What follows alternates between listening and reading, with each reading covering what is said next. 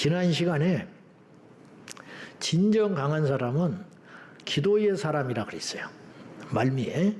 그러면서 하나를 우리가 이미 봤어요. 왜 기도하는 사람을 강하다고 할 수 있느냐? 그거는 기도하는 사람은 하늘을 움직일 수 있는 유일한 존재이기 때문이라 그랬어요. 그래서 제가 지난주에 기억나신지 모르겠는데 이런 비유를 제가 드렸어요. 이걸 잊지 마시고 잘 들어보세요. 내 지갑에 돈이 있는 사람이 부자냐? 지갑에 돈이 없지만 집에 황금 개짝을 싸놓고 있는 사람이 진짜 부자냐? 여러분은 어떤 편을 택하겠어요? 재벌이 현금을 갖고 다니겠습니까? 재벌 총수들이. 재벌 총수인데 지갑에 돈이 없다고 누가 그 사람한테 무시를 하며 그 사람한테 돈을, 지금 지갑에 돈이 없으니까 커피 한 잔 사 먹으려니까 나 10,000원만 주소. 그러면 아이고 뭐 재벌 총수라는 인간이 돈 10,000원이 없어. 이 사람 돈 10,000원 줬다가 언제 내가 받아? 그러고 안 주겠습니까? 아니면 재벌 총수라는 사람이 10,000원만 주라고 그러면 막 달리러 쫓아가가지고 그 환심을 사기 위해서 10,000원 아니라 뭐 더 필요한 거 없습니까? 이렇게 하겠어요. 나는 영리해서 두 번째 처세를 하겠어요. 여러분은 어떻게 생각하세요? 예수님의 사람이 그런 존재라는 거예요. 우리는 생각하는 것보다 우리는 강해요.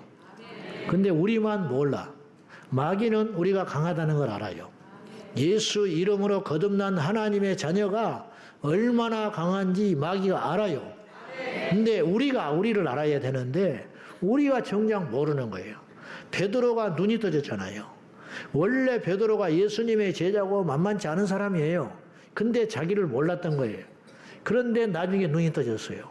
눈이 떠지고 나니까 은과 금이 없는 것 때문에 좌절했던 자기를 보고 은과 금보다 더 큰 것이 있다는 걸 깨달았잖아요.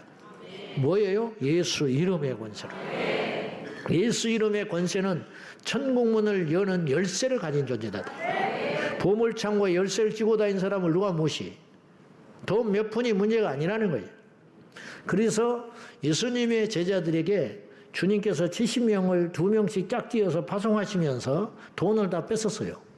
그 이유가 뭐냐면 돈을 뺏는 대신에 지갑에 있는 돈을 뺏은 대신에 카드를 줬다 이 말이에요. 이 카드는 무한정 써도 된다 이 말이에요. 근데 카드를 준다고 이 쓸모없는 카드 줬다고 현금 뺏어버렸다고 그렇게 징징거릴 형편이 아니라는 거죠. 예수님의 제자들에게 전대를 뺏었잖아요. 그 대신 뭘 줬어요? 권능을 줬어요. 여러분 지갑을 갖고 갈래요? 예수 이름의 권능을 가지고 갈래요? 권능만 갖고 가면 너희들을 대적할 자가 없다. 그래서 너희를 영접하거든 그곳에 머물면서 마음껏 그 지역을 예수 복음을 전해라. 너희들을 돈 없는 것으로 보고 겉에만 보고 옷차림새, 겉매무새, 너희들의 뭐 학벌, 가문, 배경 그런 거 겉으로만 보고 너희들을 무시하고 박대하거든 지체하지 말고 나와버려. 사정할 것도 없어. 뒤도 돌아보지 말고 발에 먼지를 털어버리고 나와. 그러면 너희들을 분명히 눈을 떠서 너희들을 영접하는 사람이 있을 거야. 할렐루야! 나는 그 속에서 엄청난 용기를 얻는 거예요. 예수님이 대책 없이 보낸 게 아니에요. 믿음을 줬어요. 권능을 줬어요. 예수 이름의 능력을 줬어요. 돌아온 제자들이 굶었습니까? 돌아온 제자들이 멸시를 받았습니까? 갈 때는 의심쩍어서 갔는데 돌아올 때는 용기가 100배 해가지고 신나가지고 상시적으로 지쳐 돌아와야 되거든요. 전대 없이 보내가지고 나가서 복음 전하느라고 파김치가 돼서 돌아와야 되는데 제자들은 그렇게 돌아오지 않았어요. 힘을 얻어서 왔어요. 그러면서 하는 말이 주의 이름으로 귀신이 항복하더이다. 이런 일이 세상에 일어날 줄도 몰랐는데 이런 일이 일어나더라고요. 내 손이 내가 아니에요. 내 입이 내가 아니에요. 내가 말을 하는데 내가 하는 말이 아닙니다. 내가 하는 말로 그 쟁쟁한 사람을 굴복을 못 시키는데 성령께서 내게 오셔가지고 주님이 권능을 주니까 그냥 손 얹으니까 귀신이 나가요. 그냥 기도를 해줬더니 병이 나요. 여러분 그 집에 질병이 났고 그 집에 귀신이 쫓겨났는데 돈이 문제겠어요? 응? 잠자리 대접을 못 해주겠냐고요. 기둥이라도 뽑아 해주지요. 제자들이 빈손으로 갔다가 제일 잘 먹었어 그동안에. 예수님하고 있을 때보다 더 대접받고 더 잘 먹고 더 대우받고 더 의시되면서 돌아왔다 이 말이죠. 할렐루야. 이게 왜 그러냐? 우리는 은과 금이 없지만은 하늘의 열쇠를 쥔 존재다. 그러면 그 열쇠는 아무나 주는 게 아니고 기도하는 자에게 주는 것이다. 믿습니까? 그러니까 기도하는 사람이 강해요, 약해요? 엘리야는 기도해서 하늘의 문을 열고 닫아버렸잖아요. 그게 뭐예요? 하늘을 움직이는 사람이라는 거예요. 무엇으로 움직였어요? 믿음으로. 무엇으로 움직였어요? 기도함으로 움직였다 이 말이죠. 그래서 두 번째, 이제 오늘 연이어서 볼 때 기도하는 사람이 강한 이유는 기도하는 사람은 믿음의 사람이기 때문에 강한 거예요. 믿음과 기도는 정비례의 관계가 있어요. 성경 안팎의 모든 믿음의 사람들, 그러니까 성경 속에 등장하는 모든 믿음의 사람들, 그리고 성경 외에 2000년 동안 믿는 모든 사람들, 하나님이 쓰셨던 종들, 그들 모두는 믿음이 있었기 때문에 썼거든요. 믿음이 없으면 어디다 써먹겠어? 여러분 생각해봐. 믿음 없는 사람은 하나님이 쓸 수 있어요, 없어요? 쓸 수 없지요. 그러니까 하나님이 어떻게 해요? 믿음을 준다고요. 근데 그 믿음이 생기게끔 훈련을 하신다 이 말이죠. 모세가 믿음이 없었잖아요. 예수님의 제자들이 믿음이 형편없는 존재들이었잖아요. 의심하고 다투고 싸우고 훈련시킨 거예요. 고생도 시키고 말씀을 기억나게 하시고 능력도 보여주시고 그러면서 성령 임하셔서 믿음이 생긴 거야. 믿음이 생기니까 아무것도 그 순간 걱정할 게 없잖아요.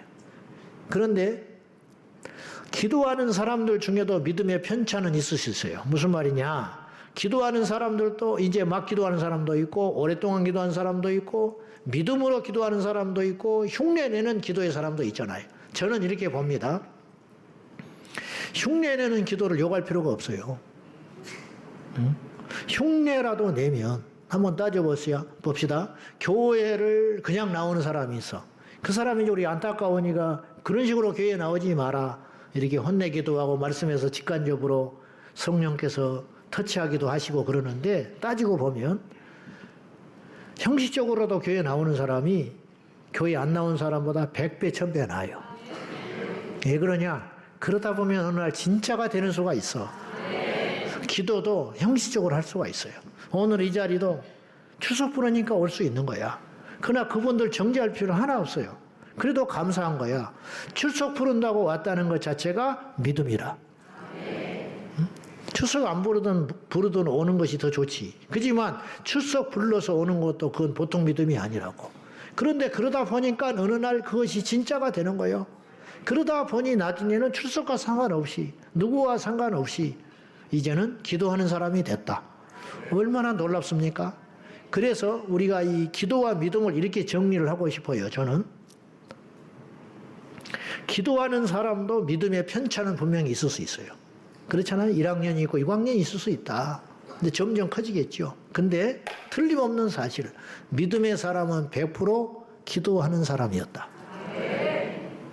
여러분, 믿음이 있노라 하면서 기도하지 않는다. 상상할 수 있어요?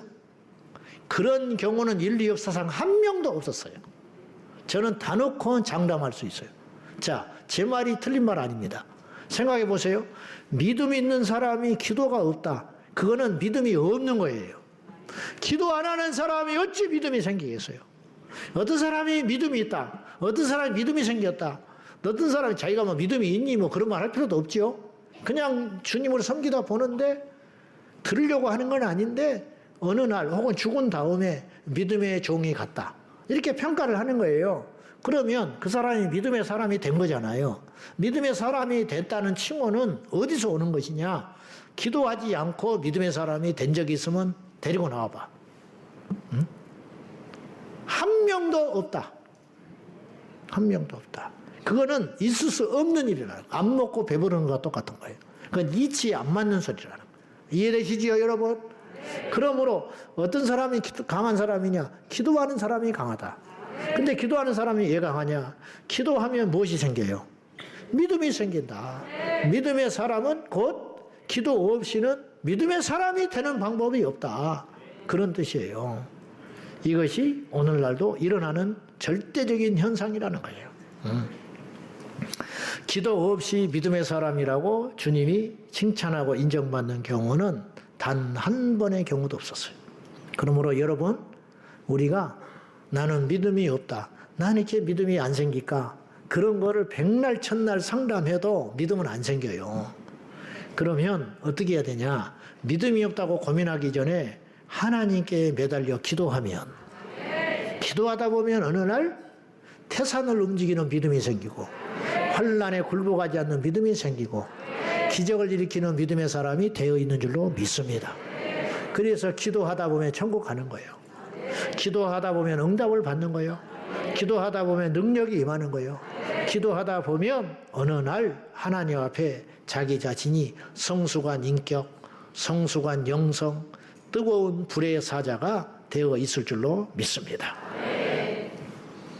제자들에게 마가복음 9장에 기도 외에는 이런 종류가 나갈 수 없다. 기도 외에는 귀신이 나간다든지, 기도 외에는 병이 낫는다든지, 기도 외에는 어떤 일도 일어나지 않는다. 그 말씀을 저는 이렇게도 해석을 하고 싶어요. 기도 없이는, 믿음 없이는, 이런 기도 외에는 이런 유가 나갈 수 없다라는 말은 다른 말로 말하면 믿음 없이는 이런 종류가 나갈 수가 없다. 그 말이잖아요. 그러니까 믿음은 곧 기도고, 기도는 곧 믿음이다. 기도 외에는 이런 유가 나갈 수 없느니라는 말씀은 믿음 없이 어찌 귀신이 나가겠냐, 믿음 없이 어찌 응답이 일어나겠냐, 그 말과 같기 때문에 믿음은 기도고 기도는 곧 믿음이다. 그래서 기도의 사람은 믿음의 사람이고 믿음의 사람은 기도의 사람인 것입니다. 그러므로 여러분, 어떤 일이 있어도 우리 주님 만나는 그날까지 결코 기도를 쉬지 말기를. 기도를 쉰다는 건 무엇이 식어간다는 거예요? 기도가 식어졌다는 건 믿음이 식어졌다는 거예요.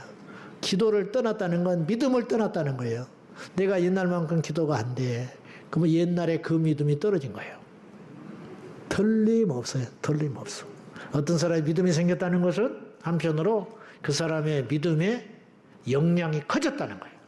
그러므로 기도를 줄기차게 쉬지 말고 끊임없이, 어떤 병명도 통하죠. 요새 바빠서. 그럼 밥 안 먹어? 바쁘면? 응? 나 요새 힘들어서. 그래서 힘들면 밥 안 먹어? 응? 요새 마음이 심란해서. 그래, 마음 심란하면 집에 가서 안 자고 밖에서 자? 응? 그런 일 없잖아요. 안 통하는 거야. 힘드니까 더 기도하고 역설적으로. 그래야 원수마귀가 무서워하는 거지.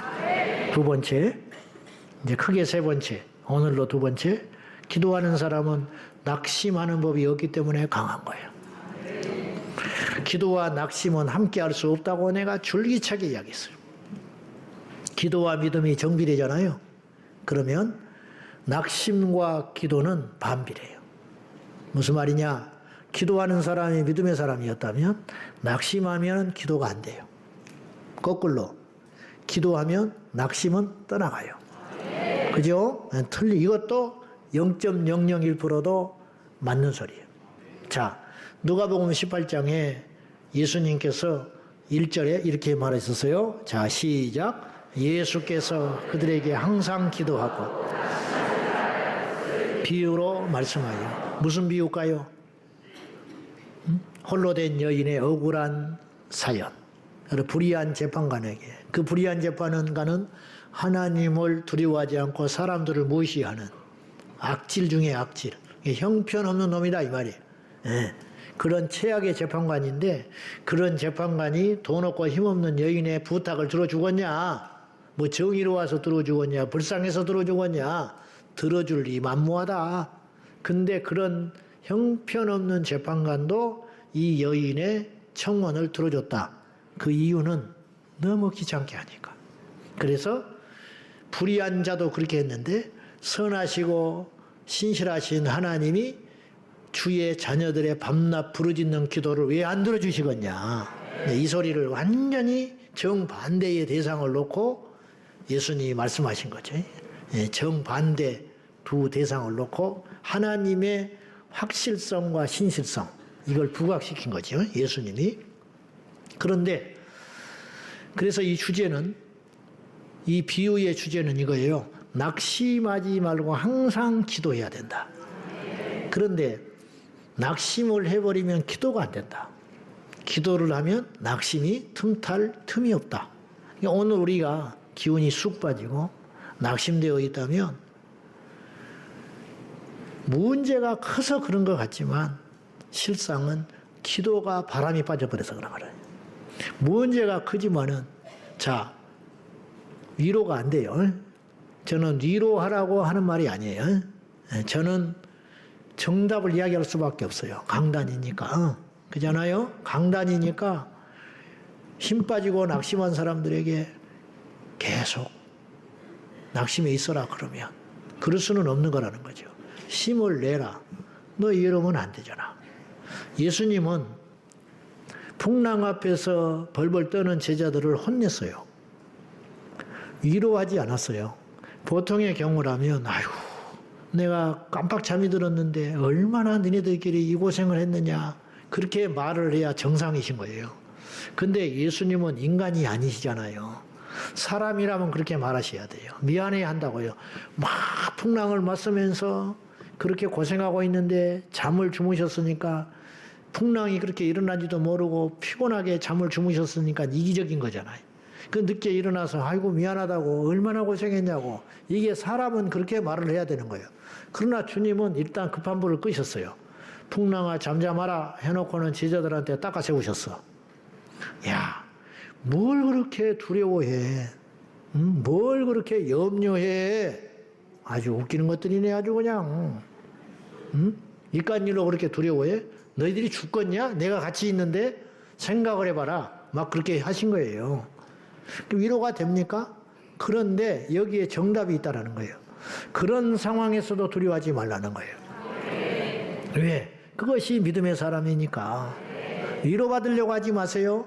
진리를 찾으세요. 정답을 붙잡으세요. 그래야 삽니다. 그래야 일어납니다. 그래야 천국 갑니다. 그래야 하나님이 쓰시는 거예요. 기도하는 사람은 낙심하지 않으며 낙심하는 사람은 기도가 나오지 않는다. 이건 만고의 법칙이라는 거예요. 우리에게 얼마나 넘어졌느냐는 중요하지 않아요. 성경에도 말해요. 우리가 과거에 얼마나 성공했느냐는 전혀 중요하지 않아요. 아무리 실패하고 넘어지고 쓰러져도 지금이 중요해요. 지금 이 자리에 와 있는 게 중요한 거예요. 뭐 옛날에 철야 기도를 했네. 옛날에 기도원에 쫓아다녔네. 옛날에 사실 금식을 몇 번 했네. 지금은 술 먹고 돌아다녀. 지금은 주일날 교회도 안 와. 그러니까 맨날 그런 이야기만 하고 있는 거예요. 옛날에 노방전도 할 때 물어보면은 왜 그렇게 중고등부 때 회장했던 사람들이 많아? 전부 중고등부 때 회장했대. 산기도 다녔대. 기도원에 갔대. 지금은 관심 없대. 뭐 어쩌자는 거예요 지금.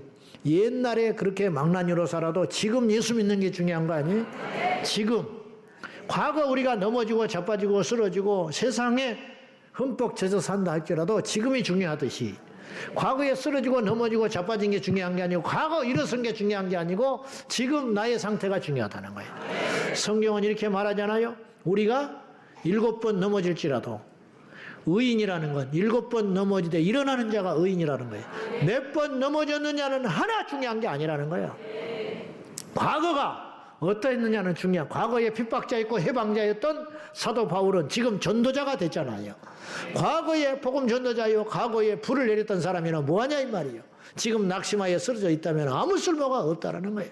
그러므로 사랑하는 성도 여러분, 우리 모두가 기도의 사람이 되어서 낙심을 물리치고 승리하는 예수의 사람 되기를 축원합니다. 낙심하면 마귀가 와요. 그러나 일어서면 성령께서 그때부터 일하시기 시작할 줄로 믿습니다. 자, 그래서 낙심하지 말아야 돼. 어떤 경우에도 낙심하지 않는 사람, 죽어도 낙심하지 않는 사람, 얼마나 강한 거예요? 그 힘은 어디서 오는가? 기도에서 온다. 그래 다 그렇게 살고 싶지요. 풍랑 앞에 당당히 맞서고 싶고 어떤 형편에서도 예수 이름 붙잡고 일어나고 싶고 버티고 싶지요. 마음은 원이로되 육신이 약하구나. 주님이 그랬잖아요. 그렇게 버티고 싶은데 안 되는 거예요. 모세가 버티고 싶었지요. 자기 눈앞에서 손 내리면 이스라엘 백성들이 죽어나가는데 그게 눈앞에서 보이는데 손을 누가 내리고 싶어? 나라고도 죽어도 안 내린다고 결심하지요. 근데 몇 시간 버티니까 도저히 안 돼. 도저히 안 내려. 알고도 내려가. 알고도 이렇게 내려가는데 자기는 올린 것 같아. 근데 보니까 내려가 있어. 이게 무슨 수로 견디냐고요. 안 되는 거지요. 눈앞에서 보이는데도.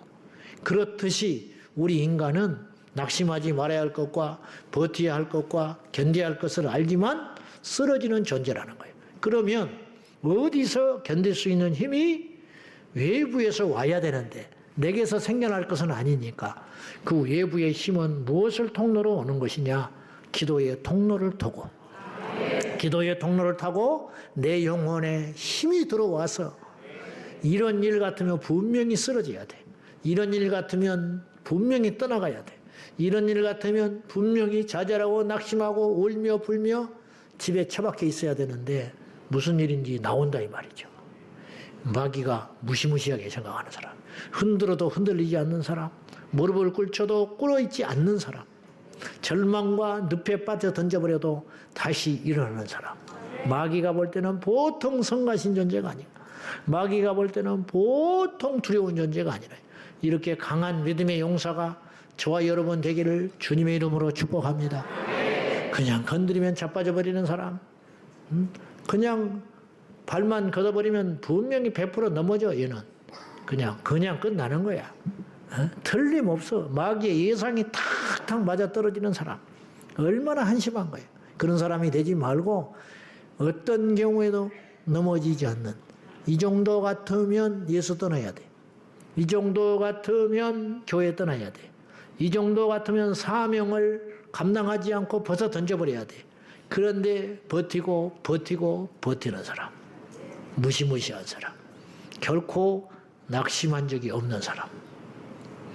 토마스 선교사가 우리나라에 오신 게 아니에요. 처음에 중국을 갔어. 20대에 가서 딸이 죽었어. 얼마 후에 사모가 죽었어. 선교사로 왔는데 크게 낙심해가지고 선교를 안 해오랬어요.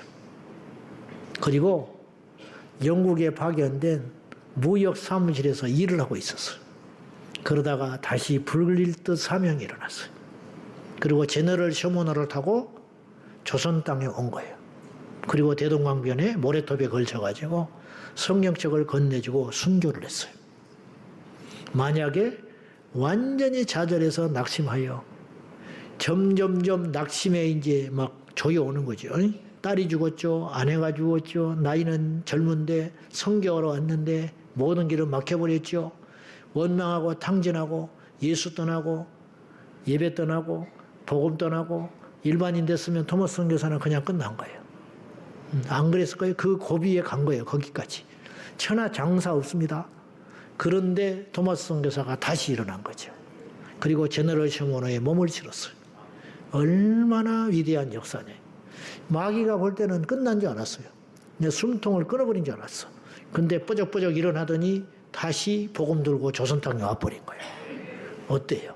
이게 보통 성가신 일이 아니잖아. 그리고 복음 폭탄을 들고 대동강변에 뿌려가지고 그로 인하여 알다시피 그의 목을 자르니가 박충권, 포졸 박충권인데 박충권이가 토마스 선교사가 보는 우리나라 말로 번역된 신약 성경을 들고 가가지고 벽지를 붙여놨는데 그 벽지에 붙여놓고 이 박충권이 성경을 보고 있다가 회심을 해가지고 예수를 믿고 그의 사촌 조카가 그 성경책을 가져다가 또 성경을 읽고 예수를 믿어가지고 그 집이 훗날에 팔려가지고 장대영 교회가 되어버렸잖아요. 거기가 1907년 대부흥운동이 일어난 교회. 그러니까 토마스 선교사님이 없었으면 장대영 교회가 없고 장대영 교회가 없었으면 길선주 장로님이 그곳에서 복음 전할 때 1907년에 우리나라 대부흥운동은 없었다 이 말이에요. 어떠세요? 그러니 한 방에 이 폭탄 하나가 이렇게 무시무시한 역사를 이룰 수 있다는 거예요. 한 사람이 낙심하지 않고 버티면 세상이 바뀔 수 있다는 거예요. 네 번째, 왜 기도하는 사람을 강한 사람이라 할 수 있냐면 기도하는 사람은 기적을 가져오는 사람이기 때문에 그래요. 기적은 사람이 이루는 게 아니에요. 사람이 행하는 일은 기이한 일일 뿐이에요. 행운이나 우연이라고 하는 거예요. 기이한 일과 표적은 다른 거예요. 하나님이 행하시는 일은 표적이라고 그러는 거예요. 표적. 그런데 기도는 하나님의 표적이 나타나게 된다는 거예요. 그러면 성경에 있는 진정한 기적은 뭐냐? 홍해가 갈라지는 거. 이런 진정한 기적을 이루실 분은 우리 하나님밖에 없다 이 말이에요. 자, 오늘 본문 저희가 읽은 말씀 에레미야서 33장 2절과 3절에 보면 다시 읽어봐요. 시작. 이 일을 행하시는 여호와, 그것을 만들며 성취하시는 여호와, 그의 이름을 여호와라 하는 이가 이와 같이 이르시도다. 너는 내게 부르짖으라. 내가 내게 응답하겠고 내가 알지 못하는 크고 은밀한 일을 내게 보이리라. 근데 에레미야에게 주의 말씀이 두 번째 임하셨는데 주님께서 자신을 뭐라고 소개를 하셨냐면 나는 이 일을 행해. 나는 이 일을 행하시고 그걸 만들고 성취하는 여호와다. 자, 보세요. 사람은 어떤 일을 할 수는 있어요. 근데 만들어내지는 못해. 만들어진 걸 하는 거예요. 근데 어떤 일을 성취하는 것 같지만 성취할 수도 있고 안 할 수도 있어요. 근데 우리 하나님은 이 세 가지를 완벽하게 하실 수 있는 분이에요. 자, 행하시는 분. 그리고 아무것도 없으면 만드셔. 만드시는 분. 그리고 기어이 성취하시는 분. 창조하셨죠? 예수님 이 땅에 보내셨죠? 구원을 성취해 주셨죠? 이거를 이루시는 분이라. 그 이름을 여호와라는 분. 여호와라는 게 뭐예요? 스스로 계신 자. 이 말은 전지전능하시다 그런 말이에요. 스스로 계시기 때문에 전지전능하신 거예요. 그분을 누가 만드셨다면 그분이 하나님이야. 그러니까 그분은 만들어진 분이 아니에요. 그분은 만드시는 분이야. 만들어진 분이 아니고 만드신 분. 우리가 만든 신이 아니에요. 그분이 우리를 만드셨어요. 그분은 시작도 없고 끝도 없어요. 시작이 있다면 그 시작을 해주신 분이 하나님이야. 그러니까 우리가 생각할 수 있는 가장 먼 태초, 그 태초를 생각하는 순간 하나님은 그 전에 태초에 계신 거야. 그러니까 이해가 안 되는 거예요. 우리 논리로는. 아시겠죠? 이걸 영원에서 영원. 그래서 설명할 길이 없으니까 하나님께서 여호와라 그래 버리신 거야. 나는 스스로 있는 자야. 이해가 돼요, 안 돼요? 안 되죠. 안 되니까 어떻게 해야 돼? 믿는 거야. 모세가 3,500년 전에 호렙산 떨기나무 그 밑에서 그 설명을 들었어요. 나는 여호와라.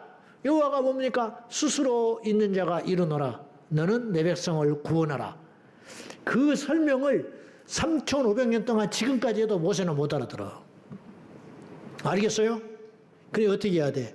가서 바로에게 가서 이스라엘 백성들에게 가서 그 하나님, 그 하나님이 누구냐고 그랬어. 바로도 물었고 이스라엘 백성들이 물었을 거 아니에요. 종살이 하다가 그분은 스스로 계신 자야.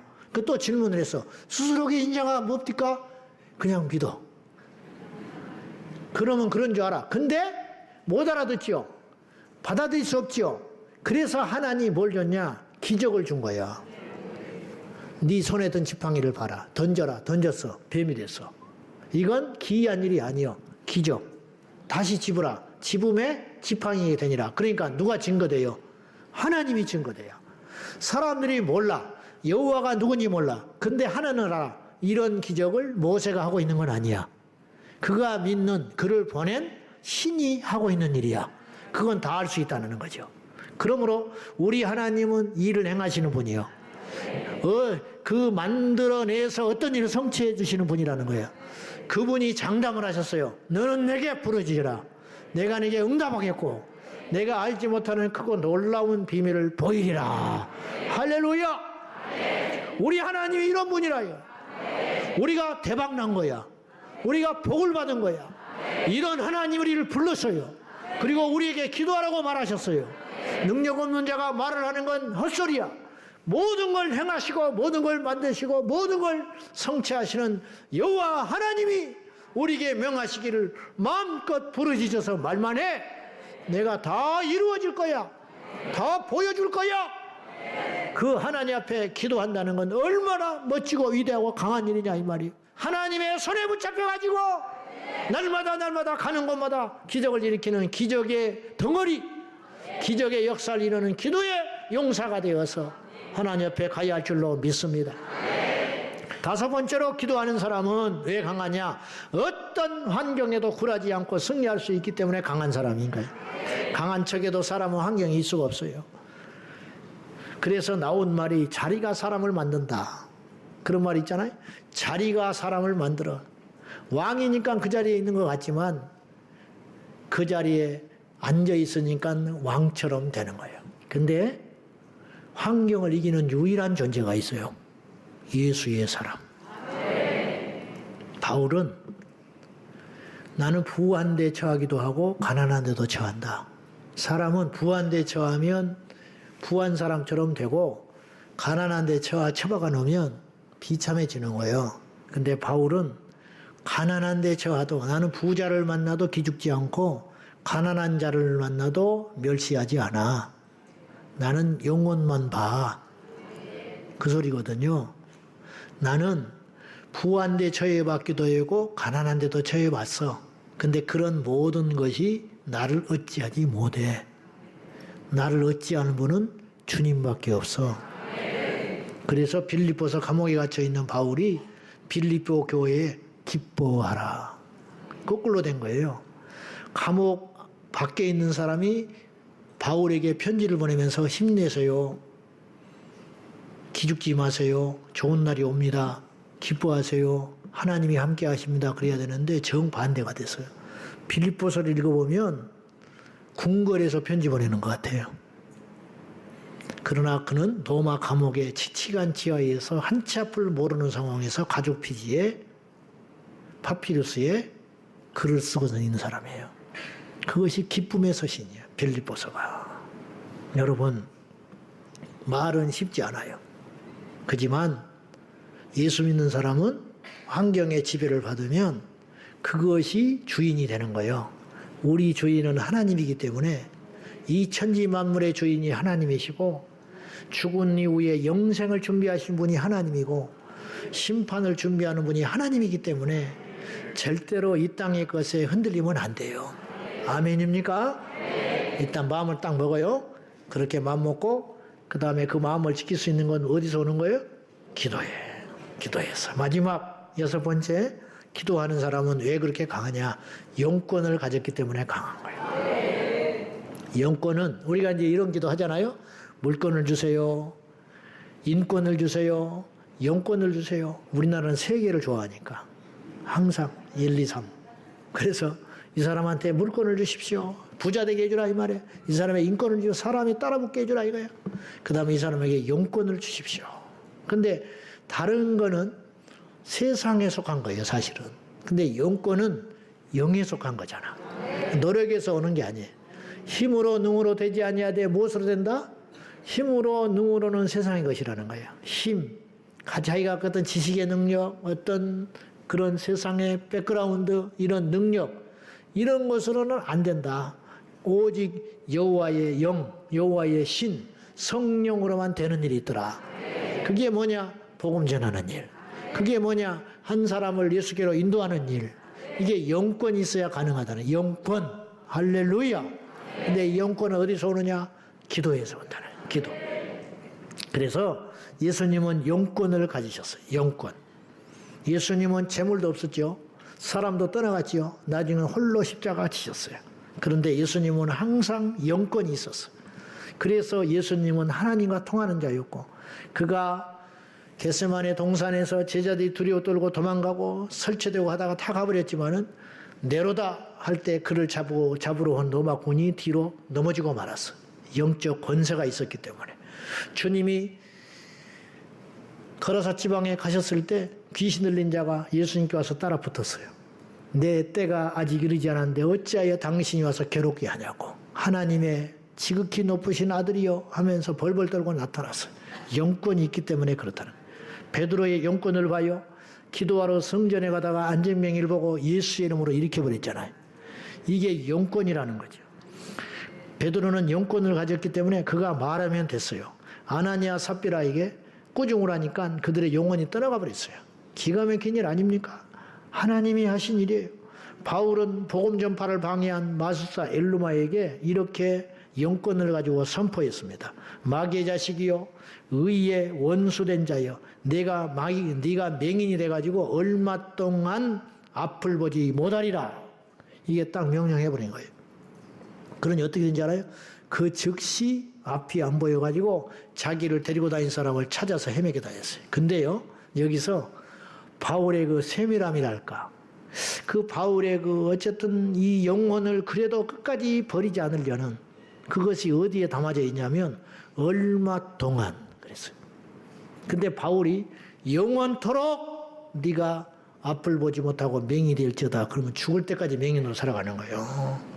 근데 바울이 그 순간에도 그 영혼을 불쌍히 여긴 거예요. 기가 막힌 일이죠.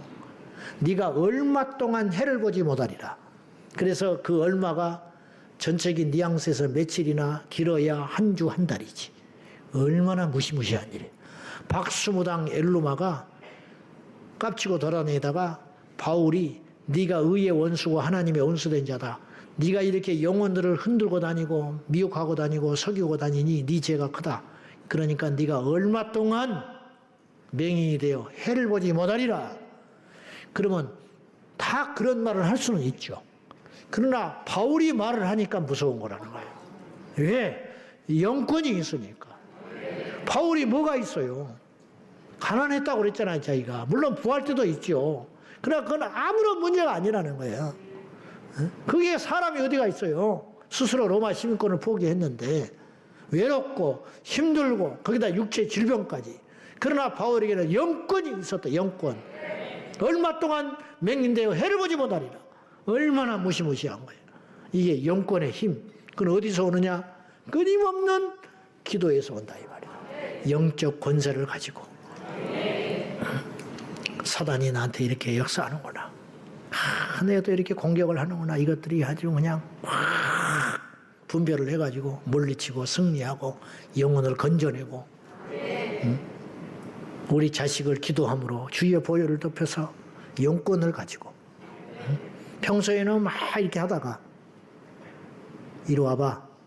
그러면 딱 얼어붙게 만드는 거. 너 11조 제대로 하냐? 그러면 딱 얼어붙어가지고 너 왜 예배 때 늦냐? 너 그거 기도하고 지금 하는 거야? 맨날 그러면 안 되지. 이렇게 설렁설렁 하다가 너 그건 아니지. 너 하나님이 너 그거 아는데? 그러면 그냥 그 말이 천둥처럼 들리는 거. 그런 거가 있거든요. 확! 아이고, 이거는 아빠가 하는 소리가 아니야. 응? 밥 먹어라. 안 먹어. 그건 그럴 수 있다 이거예요. 안 먹어. 라면 끓여 먹을래? 뭐 그런 걸 가지고 잡을 필요는 없지만은 너 첫월급 탔다며. 아, 이제 하려고요. 그따위 짓을 어디서 해? 받은 지가 언젠데? 그 소리가 하나님의 음성으로 들리는 거지. 천둥치는 음성으로. 그리고 그냥 그걸 버릇을 평생 그 짓을 못하도록 딱 잡아버리는 거지. 그것이 뭐냐? 영권이라는 거예요. 영적인 힘. 얼마나 부러워요. 주의 종이 그걸 가질 수만 있다면. 교회가 작다고 무시하겠어? 응? 교회가 커도 왜 무시받는 거예요? 목사 같지가 않아. 직장인 같지. 그냥 월급 받고 그냥 때우는 사람 같아. 왜 그런 생각이 드는 거예요?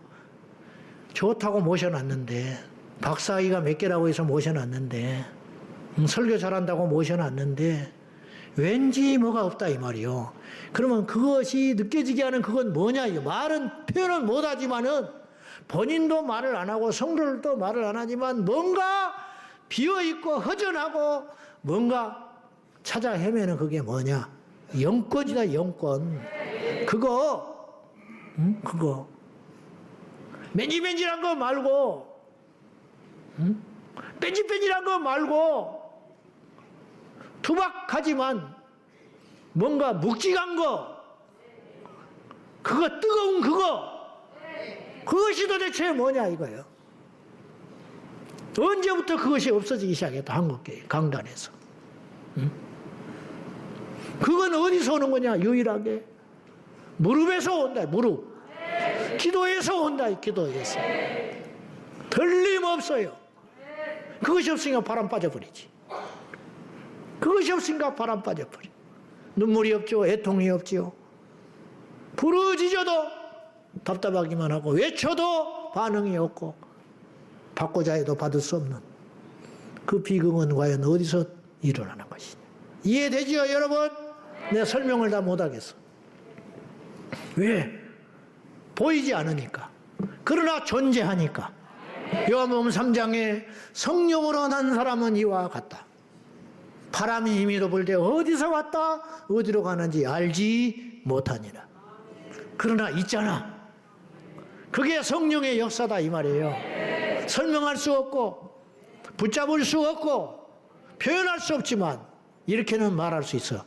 나는 받았다. 나는 만났다. 내게 그것이 있다. 그렇게 말할 수 있는 그것이 과연 무엇이냐? 영적 권능, 스피리추얼 파워, 영권이 우리 안에 있어야 할 줄로 믿습니다. 기도하면 영이 강해져요. 기도하면 말을 못해도 지식이 부족해도 영이 강해져서 그 어떤 사람도 능히 대적할 수 없는 존재가 되는데, 요새도 그런 사람이 있냐고, 요새 그도 그런 교회가 있냐고 그렇게 핑계대지 말고, 그런 일이 없다는 것은 결국 기도가 빈약하기 때문이다. 결론입니다. 세상에 강한 사람이 많은 것 같지만 실상은 그 강함은 진정한 강함이라 할 수 없어요. 우리의 힘은 하나님께로부터 옵니다. 나의 힘이 되신 여호와여, 내가 주를 사랑하나이다.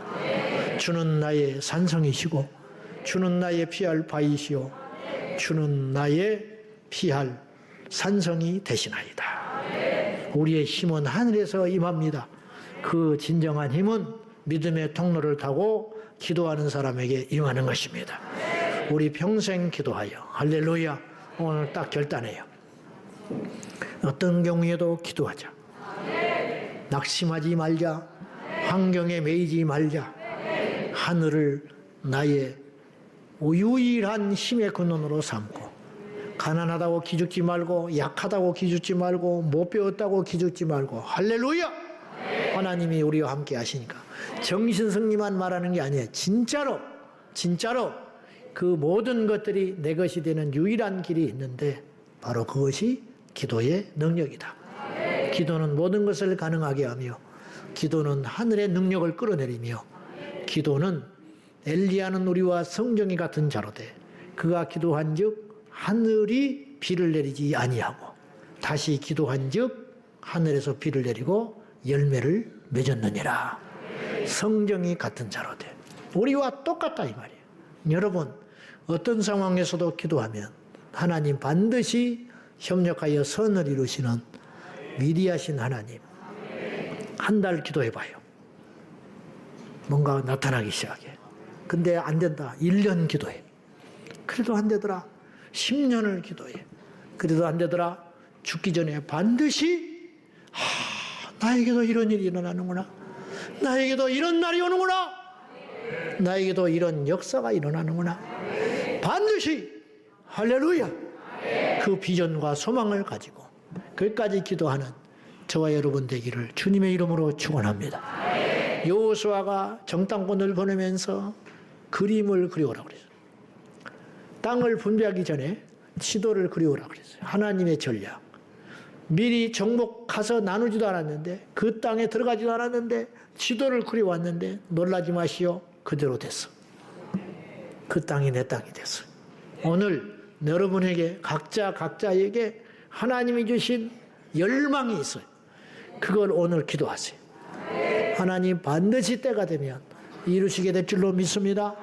한번 따라 합시다. 나에게도 이런 일이, 나에게도 이런 날이 기어이 오는구나. 할렐루야. 그런 주인공 되기를, 역전의 주인공, 승리의 주인공, 축복의 형통의 주인공 되기를 예수님의 이름으로 축원합니다.